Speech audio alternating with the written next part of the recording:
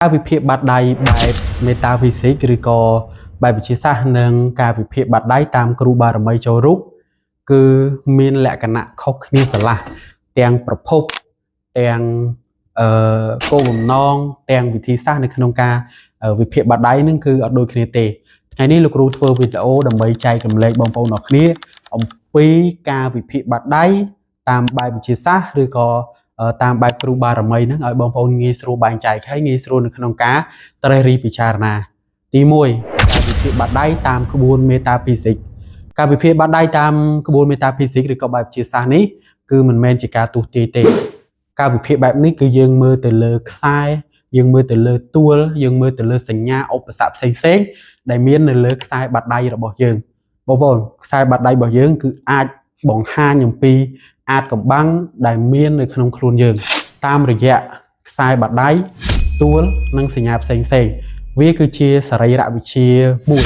តាមការស្រាវជ្រាវបែបវិទ្យាសាស្ត្រខ្សែបាត់ដៃឬក៏ក្រយ៉ាវដៃរបស់យើងគឺមានការតាក់ទងគ្នាតាំងតែពីយើងចាប់កំណើតជាទារកបាន11សប្តាហ៍ទៅ14សប្តាហ៍មកម្លេះគឺស្របជាមួយនឹងការរីកវិវត្តរបស់ខ្សែខួរក្បាលរបស់យើងផងដែរគោលបំណងនៅក្នុងការវិភាគបាត់ដៃតាមបែប Metaphysics នេះគឺជួយឲ្យយើងដឹងអំពីតចរិតរបស់យើងជួយឲ្យយើងដឹងអំពីសុខភាពរបស់យើងដឹងអំពីឧបសគ្គលាភសក្ការៈបញ្ហាគ្រោះថ្នាក់ក្នុងជីវិតនិងបញ្ហាជីវិតគូរបស់យើងផងដែរដើម្បីជួយជំរុញឲ្យបុគ្គលម្នាក់ៗនោះដើរឲ្យលឿនទៅតាមអ្វីដែលមាននៅលើខ្សែបាត់ដៃ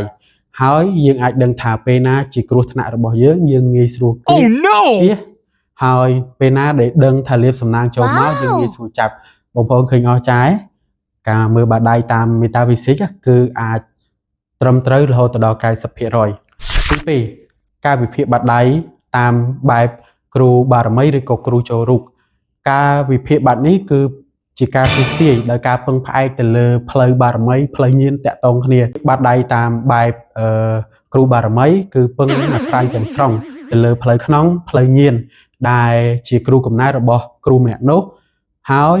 គឺអាចដឹងអំពីជោគជតារាសីរបស់អ្នកដែលគាត់ទៅមើលអំពីផលកម្មរបស់គាត់អំពីអតីតជាតិនិងជោគជតារាសីអីផ្សេងៗហ្នឹងទៅហើយមានការធ្វើពិធីកាត់គ្រោះតាមបែបសាសនា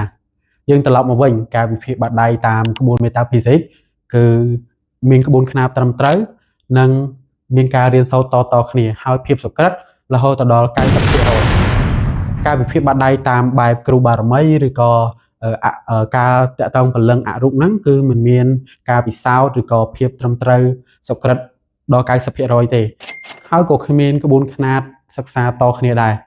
សម្រាប់បងប្អូនវិញតើបងប្អូនគិតថាការវិភាគបាត់ដៃបែបគ្រូបារមីឬក៏ Metaphysics ឬក៏បែបវិទ្យាសាស្ត្របងប្អូនជឿមួយណាកុំភ្លេចខមមិននៅក្រោមវីដេអូជួបគ្នានៅវីដេអូក្រោយ